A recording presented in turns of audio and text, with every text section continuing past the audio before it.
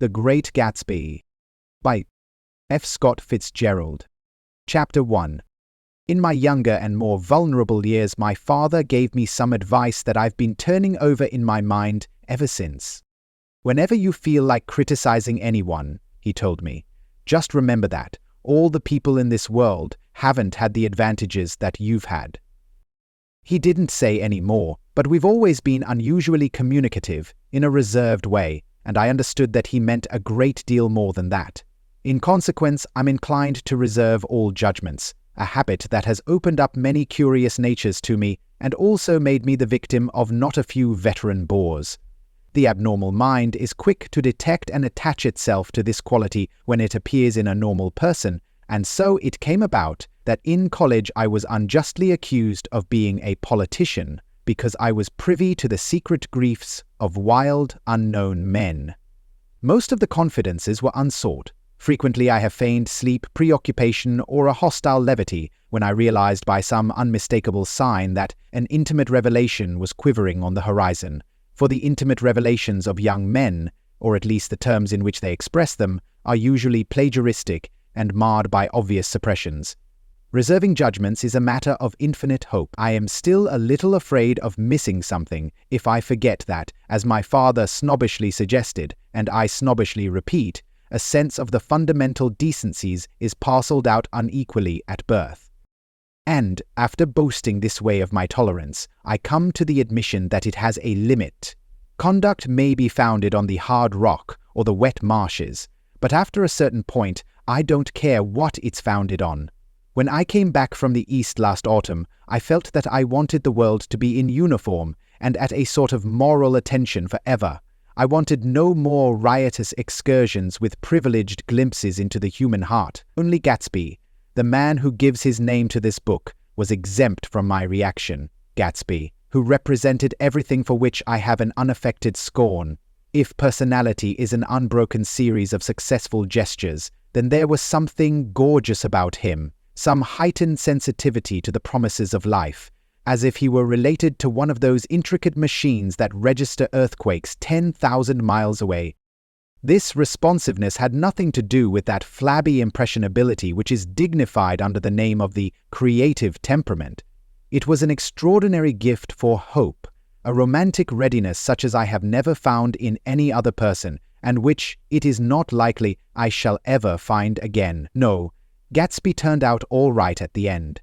It is what preyed on Gatsby, what foul dust floated in the wake of his dreams that temporarily closed out my interest in the abortive sorrows and short-winded elations of men.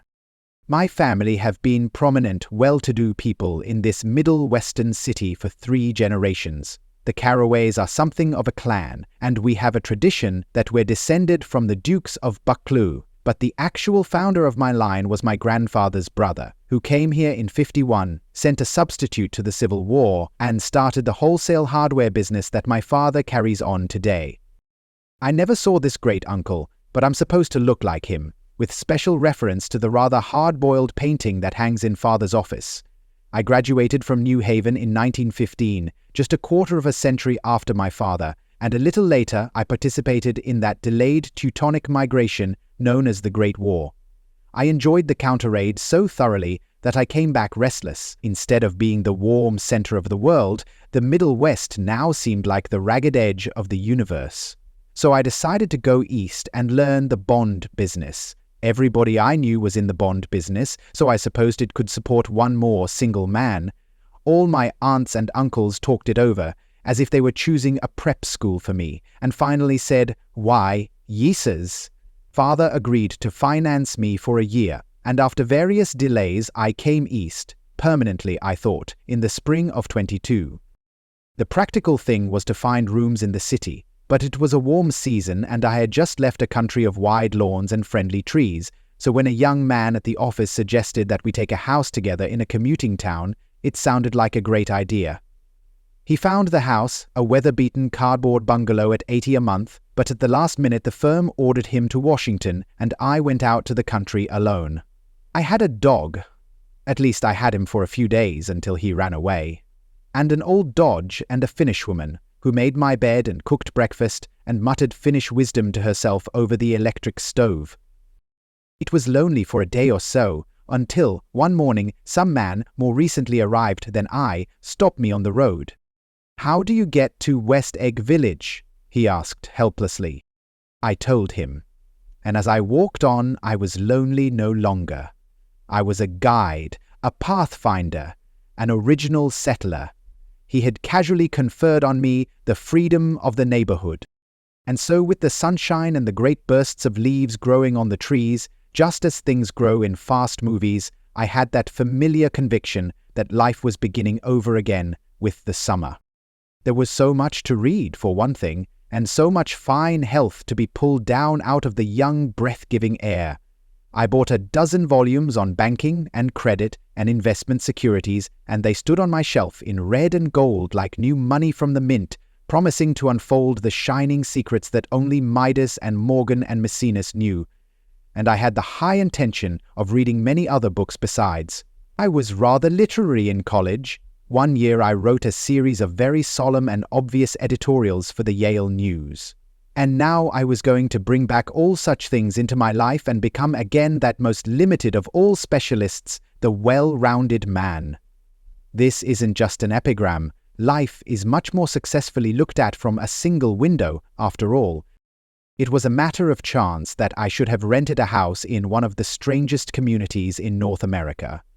It was on that slender, riotous island which extends itself due east of New York, and where there are, among other natural curiosities, two unusual formations of land. 20 miles from the city, a pair of enormous eggs, identical in contour and separated only by a courtesy bay, jut out into the most domesticated body of salt water in the Western Hemisphere, the great wet barnyard of Long Island Sound. They are not perfect ovals. Like the egg in the Columbus story, they are both crushed flat at the contact end. But their physical resemblance must be a source of perpetual wonder to the gulls that fly overhead. To the wingless, a more interesting phenomenon is their dissimilarity in every particular except shape and size. I lived at West Egg, the less fashionable of the two, though this is a most superficial tag to express the bizarre and not a little sinister contrast between them.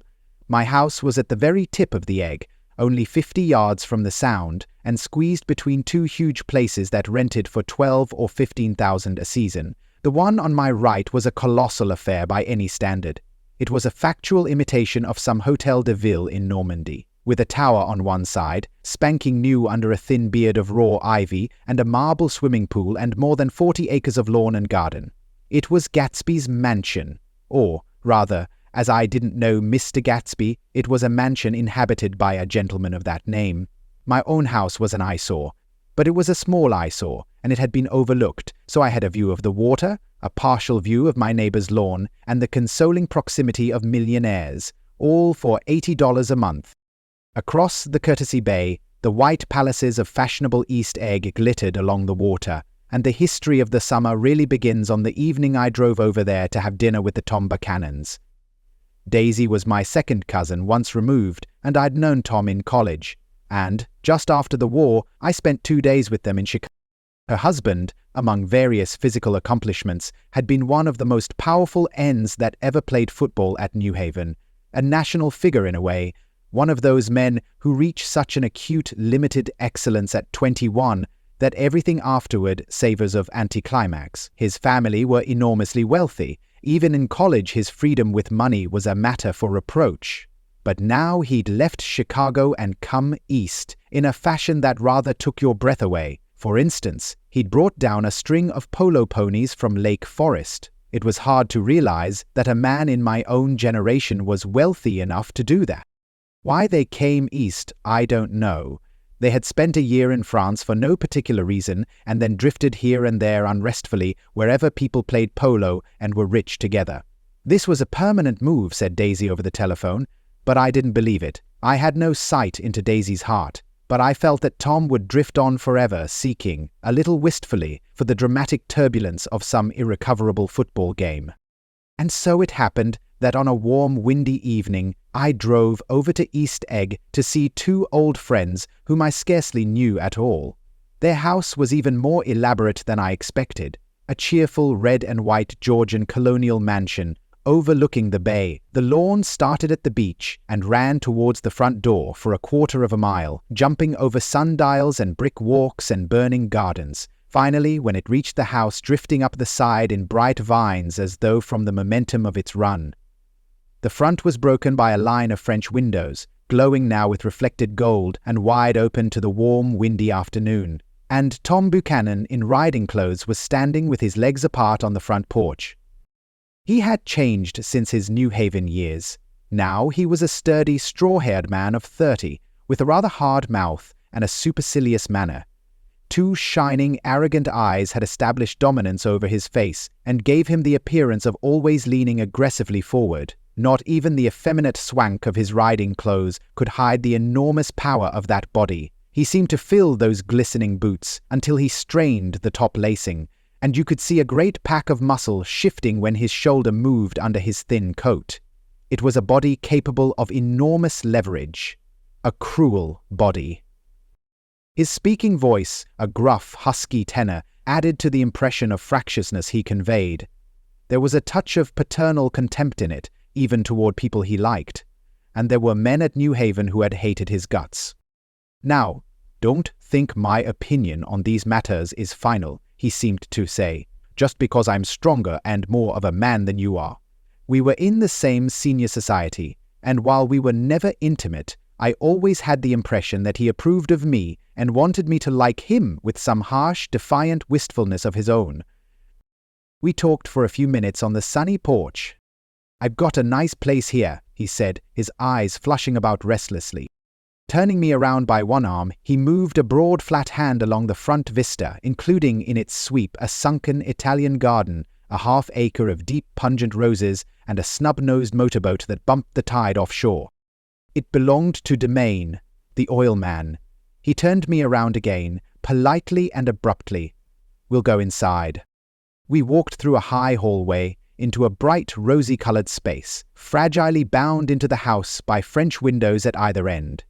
The windows were ajar and gleaming white against the fresh grass outside that seemed to grow a little way into the house. A breeze blew through the room, blew curtains in at one end and out the other like pale flags, twisting them up toward the frosted wedding cake of the ceiling, and then rippled over the wine-collared rug, making a shadow on it as wind does on the sea.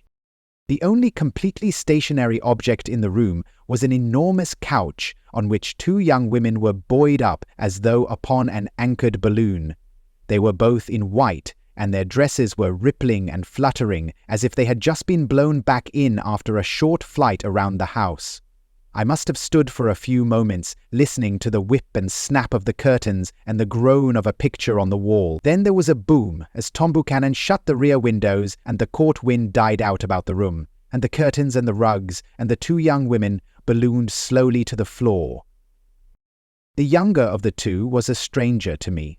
She was extended full length at her end of the divan, completely motionless and with her chin raised a little, as if she were balancing something on it which was quite likely to fall. If she saw me out of the corner of her eyes, she gave no hint of it. Indeed, I was almost surprised into murmuring an apology for having disturbed her by coming in. The other girl, Daisy, made an attempt to rise. She leaned slightly forward with a conscientious expression. Then she laughed, an absurd, charming little laugh, and I laughed too and came forward into the room. "I'm paraplegised with happiness." She laughed again, as if she said something very witty, and held my hand for a moment, looking up into my face, promising that there was no one in the world she so much wanted to see. That was a way she had. She hinted in a murmur that the surname of the balancing girl was Baker. I've heard it said that Daisy's murmur was only to make people lean toward her, an irrelevant criticism that made it no less charming. At any rate, Miss Baker's lips fluttered. She nodded at me almost imperceptibly, and then quickly tipped her head back again. The object she was balancing had obviously tottered a little and given her something of a fright. Again, a sort of apology arose to my lips. Almost any exhibition of complete self-sufficiency draws a stunned tribute from me. I looked back at my cousin, who began to ask me questions in her low, thrilling voice. It was the kind of voice that the ear follows up and down, as if each speech is an arrangement of notes that will never be played again. Her face was sad and lovely, with bright things in it, bright eyes and a bright, passionate mouth, but there was an excitement in her voice that men who had cared for her found difficult to forget, a singing compulsion, a whispered, "Listen," a promise that she had done gay, exciting things just a while since, and that there were gay, exciting things hovering in the next hour. I told her how I had stopped off in Chicago for a day on my way east, and how a dozen people had sent their love through me. "Do they miss me?" she cried ecstatically. "The whole town is desolate. All the cars have the left rear wheel painted black as a mourning wreath, and there's a persistent wail all night along the North Shore. How gorgeous! Let's go back, Tom. Tomorrow." Then she added irrelevantly, "You ought to see the baby." "I'd like to." "She's asleep. She's 3 years old. Haven't you ever seen her?" "Never." "Well, you ought to see her. She's—" Tom Buchanan, who had been hovering restlessly about the room, stopped and rested his hand on my shoulder. "What are you doing, Nick?" "I'm a bond man." "Who with?" I told him. "Never heard of them," he remarked decisively. This annoyed me. "You will," I answered shortly. "You will if you stay in the East." "Oh, I'll stay in the East, don't you worry," he said, glancing at Daisy and then back at me, as if he were alert for something more. "I'd be a goddamned fool to live anywhere else." At this point, Miss Baker said, "Absolutely," with such suddenness that I started. It was the first word she had uttered since I came into the room. Evidently it surprised her as much as it did me, for she yawned and, with a series of rapid, deft movements, stood up into the room. "I'm stiff," she complained. "I've been lying on that sofa for as long as I can remember." "Don't look at me," Daisy retorted. "I've been trying to get you to New York all afternoon." "No thanks," said Miss Baker to the 4 cocktails just in from the pantry. "I'm absolutely in training." Her host looked at her incredulously. "You are?" He took down his drink as if it were a drop in the bottom of a glass. "How you ever get anything done is beyond me." I looked at Miss Baker, wondering what it was she got done. I enjoyed looking at her. She was a slender, small-breasted girl, with an erect carriage which she accentuated by throwing her body backward at the shoulders, like a young cadet. Her grey, sun-strained eyes looked back at me with polite, reciprocal curiosity out of a wan, charming, discontented face. It occurred to me now that I had seen her, or a picture of her, somewhere before. "You live in West Egg," she remarked contemptuously. "I know somebody there." "I don't know a single—" "You must know Gatsby." demanded Daisy. "What Gatsby?" Before I could reply that he was my neighbor, dinner was announced. Wedging his tense arm imperatively under mine, Tom Buchanan compelled me from the room as though he were moving a checker to another square. Slenderly, languidly, their hands set lightly on their hips, the 2 young women preceded us out onto a rosy-colored porch, open toward the sunset, where 4 candles flickered on the table in the diminished wind. "The candles?" objected Daisy, frowning. She snapped them out with her fingers.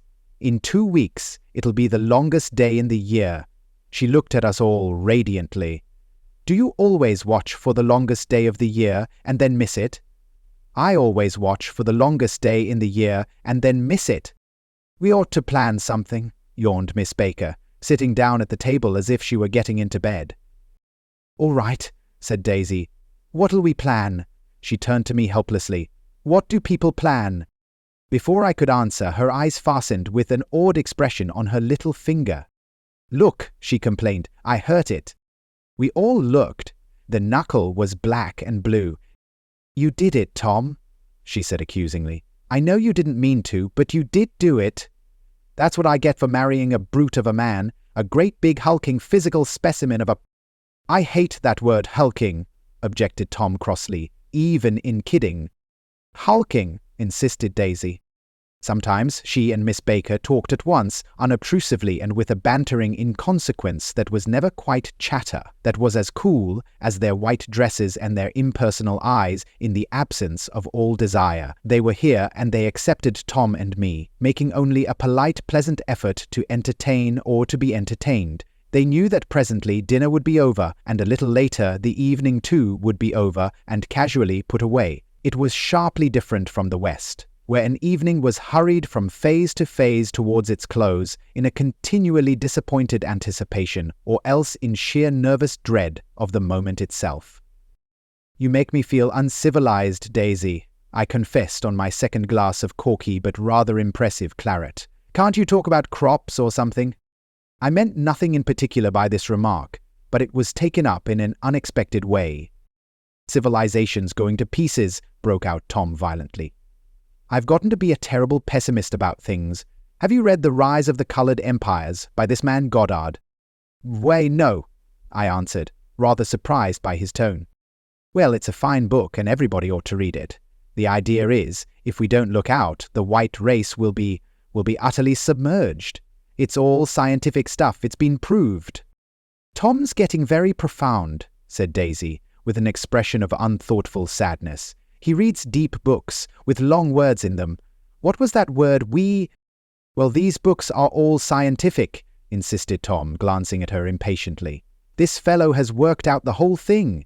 It's up to us, who are the dominant race, to watch out, or these other races will have control of things." "We've got to beat them down," whispered Daisy, winking ferociously toward the fervent sun. "You ought to live in California," began Miss Baker, but Tom interrupted her by shifting heavily in his chair. "This idea is that we're Nordics. I am, and you are, and—" After an infinitesimal hesitation, he included Daisy with a slight nod, and she winked at me again. "And we've produced all the things that go to make civilization. Oh, science and art and all that. Do you see?" There was something pathetic in his concentration, as if his complacency, more acute than of old, was not enough to him any more. When, almost immediately, the telephone rang inside, and the butler left the porch, Daisy seized upon the momentary interruption and leaned towards me. "I'll tell you a family secret," she whispered enthusiastically. "It's about the butler's nose. Do you want to hear about the butler's nose? That's why I came over tonight." "Well, he wasn't always a butler. He used to be the silver polisher for some people in New York that had a silver service for 200 people. He had to polish it from morning till night until finally it began to affect his nose." "Things went from bad to worse," suggested Miss Baker. "Yes, things went from bad to worse until finally he had to give up his position." For a moment the last sunshine fell with romantic affection upon her glowing face. Her voice compelled me forward breathlessly as I listened. Then the glow faded, each light deserting her with lingering regret, like children leaving a pleasant street at dusk. The butler came back and murmured something close to Tom's ear, whereupon Tom frowned, pushed back his chair, and without a word went inside.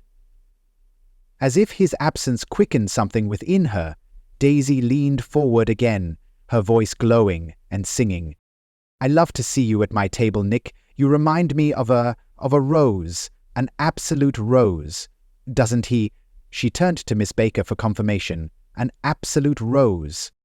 This was untrue. I am not even faintly like a rose. She was only extemporizing, but a stirring warmth flowed from her, as if her heart was trying to come out to you concealed in one of those breathless, thrilling words. Then suddenly she threw her napkin on the table and excused herself, and went into the house. Miss Baker and I exchanged a short glance, consciously devoid of meaning. I was about to speak when she sat up alertly and said, "Shoo!" in a warning voice. A subdued, impassioned murmur was audible in the room beyond, and Miss Baker leaned forward unashamed, trying to hear. The murmur trembled on the verge of coherence, sank down, mounted excitedly, and then ceased altogether. "This Mr. Gatsby you spoke of is my neighbor," I began. "Don't talk. I want to hear what happens." "Is something happening?" I inquired innocently. "You mean to say you don't know?" said Miss Baker, honestly surprised. "I thought everybody knew." "I don't," she said hesitantly. "Tom's got some woman in New York." "Got some woman?" I repeated blankly. Miss Baker nodded. "She might have the decency not to telephone him at dinner time. Don't you think?" Almost before I had grasped her meaning, there was the flutter of a dress and the crunch of leather boots, and Tom and Daisy were back at the table. "It couldn't be helped," cried Daisy with tense gaiety. She sat down, glanced searchingly at Miss Baker and then at me, and continued, "I looked outdoors for a minute, and it's very romantic outdoors.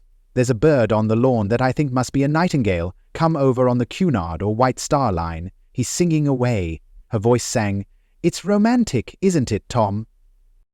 "Very romantic," he said, and then miserably to me, "If it's light enough after dinner, I want to take you down to the stables." The telephone rang inside, startlingly, and as Daisy shook her head decisively at Tom, the subject of the stables, in fact all subjects, vanished into air. Among the broken fragments of the last 5 minutes at table, I remember the candles being lit again, pointlessly, and I was conscious of wanting to look squarely at everyone, and yet, to avoid all eyes, I couldn't guess what Daisy and Tom were thinking, but I doubt if even Miss Baker, who seemed to have mastered a certain hardy skepticism, was able utterly to put this fifth guest's shrill metallic urgency out of mind. To a certain temperament, the situation might have seemed intriguing. My own instinct was to telephone immediately for the police. The horses, needless to say, were not mentioned again. Tom and Miss Baker, with several feet of twilight between them, strolled back into the library as if to a vigil beside a perfectly tangible body, while, trying to look pleasantly interested and a little deaf, I followed Daisy around a chain of connecting verandas to the porch in front. In its deep gloom, we sat down side by side on a wicker settee. Daisy took her face in her hands, as if feeling its lovely shape, and her eyes moved gradually out into the velvet dusk. I saw that turbulent emotions possessed her, so I asked what I thought would be some sedative questions about her little girl. "We don't know each other very well, Nick," she said suddenly. "Even if we are cousins, you didn't come to my wedding. I wasn't back from the war." "That's true." She hesitated. "Well, I've had a very bad time, Nick, and I'm pretty cynical about everything." Evidently she had reason to be. I waited, but she didn't say any more, and after a moment I returned rather feebly to the subject of her daughter. "I suppose she talks and eats and everything." "Oh, yes." She looked at me absently. "Listen, Nick, let me tell you what I said when she was born. Would you like to hear?" "Very much. It'll show you how I've gotten to feel about things." Well, she was less than an hour old, and Tom was God knows where. I woke up out of the ether with an utterly abandoned feeling, and asked the nurse right away if it was a boy or a girl. She told me it was a girl, and so I turned my head away and wept. "All right," I said, "I'm glad it's a girl, and I hope she'll be a fool. That's the best thing a girl can be in this world, a beautiful little fool. You see, I think everything's terrible anyhow," she went on in a convinced way. "Everybody thinks so, the most advanced people, and I know. I've been everywhere and seen everything and done everything." Her eyes flashed around her in a defiant way, rather like Tom's, and she laughed with thrilling scorn. "Sophisticated. God! I'm sophisticated. God!" The instant her voice broke off, ceasing to compel my attention, my belief, I felt the basic insincerity of what she had said. It made me uneasy, as though the whole evening had been a trick of some sort to exact a contributory emotion from me. I waited, and sure enough, in a moment she looked at me with an absolute smirk on her lovely face, as if she had asserted her membership in a rather distinguished secret society to which she and Tom belonged. Inside, the crimson room bloomed with light. Tom and Miss Baker sat at either end of the long couch, and she read aloud to him from the Saturday Evening Post, the words, murmurous and uninflected, running together in a soothing tune. The lamplight, bright on his boots and dull on the autumn leaf yellow of her hair, glinted along the paper as she turned a page with a flutter of slender muscles in her arms. When we came in, she held us silent for a moment with a lifted hand.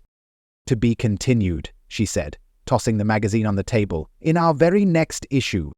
Her body asserted itself with a restless movement of her knee, and she stood up. 10 o'clock, she remarked, apparently finding the time on the ceiling. "Time for this good girl to go to bed." "Jordan's going to play in the tournament tomorrow," explained Daisy, "over at Westchester." "Oh, you're Jordan Baker." I knew now why her face was familiar. Its pleasing, contemptuous expression had looked out at me from many rotogravure pictures of the sporting life at Asheville and Hot Springs and Palm Beach. I had heard some story of her, too, a critical, unpleasant story, but what it was I had forgotten long ago. "Good night," she said softly. "Wake me at 8, won't you? If you'll get up." "I will. Good night, Mr. Carraway. See you anon." "Of course you will," confirmed Daisy. "In fact, I think I'll arrange a marriage. Come over often, Nick, and I'll sort of, fling you together, lock you up accidentally in linen closets and push you out to sea in a boat and all that sort of thing." "Good night," called Miss Baker from the stairs. "I haven't heard a word." "She's a nice girl," said Tom after a moment. "They oughtn't to let her run around the country this way." "Who oughtn't to?" inquired Daisy coldly. "Her family. Her family is one aunt about 1,000 years old. Besides, Nick's going to look after her, aren't you, Nick? She's going to spend lots of weekends out here this summer. I think the home influence will be very good for her." Daisy and Tom looked at each other for a moment, in silence. "Is she from New York?" I asked quickly. "From Louisville. Our white girlhood was passed together there. Our beautiful white—" "Did you give Nick a little heart-to-heart talk on the veranda?" demanded Tom suddenly. "Did I?" She looked at me. "I can't seem to remember, but I think we talked about the Nordic race. Yes, I'm sure we did. It sort of crept up on us, and first thing you know—" "Don't believe everything you hear, Nick," he advised me. I said lightly that I had heard nothing at all, and a few minutes later I got up to go home. They came to the door with me and stood side by side in a cheerful square of light. As I started my motor, Daisy peremptorily called, "Wait! I forgot to ask you something, and it's important. We heard you were engaged to a girl out west?" "That's right," corroborated Tom kindly. "We heard that you were engaged." "It's a libel. I'm too poor." "But we heard it," insisted Daisy, surprising me by opening up again in a flower-like way. "We heard it from 3 people, so it must be true." Of course I knew what they were referring to, but I wasn't even vaguely engaged. The fact that gossip had published the banns was one of the reasons I had come east. You can't stop going with an old friend on account of rumors, and on the other hand, I had no intention of being rumored into marriage. Their interest rather touched me and made them less remotely rich. Nevertheless, I was confused and a little disgusted as I drove away. It seemed to me that the thing for Daisy to do was to rush out of the house, child in arms, but apparently there were no such intentions in her head.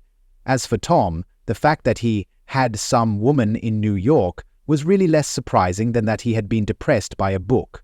Something was making him nibble at the edge of stale ideas, as if his sturdy physical egotism no longer nourished his peremptory heart.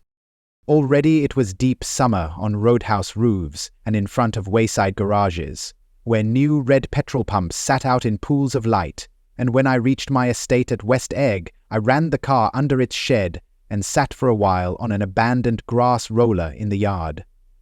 The wind had blown off, leaving a loud, bright night, with wings beating in the trees and a persistent organ sound as the full bellows of the earth blew the frogs full of life. The silhouette of a moving cat wavered across the moonlight, and turning my head to watch it, I saw that I was not alone. 50 feet away, a figure had emerged from the shadow of my neighbor's mansion and was standing with his hands in his pockets, regarding the silver pepper of the stars. Something in his leisurely movements and the secure position of his feet upon the lawn suggested that it was Mr. Gatsby himself, come out to determine what share was his of our local heaven. I decided to call to him. Miss Baker had mentioned him at dinner, and that would do for an introduction. But I didn't call to him, for he gave a sudden intimation that he was content to be alone. He stretched out his arms toward the dark water in a curious way, and, far as I was from him, I could have sworn he was trembling. Involuntarily, I glanced seaward and distinguished nothing except a single green light, minute and far away, that might have been the end of a dock. When I looked once more for Gatsby, he had vanished, and I was alone again in the unquiet darkness.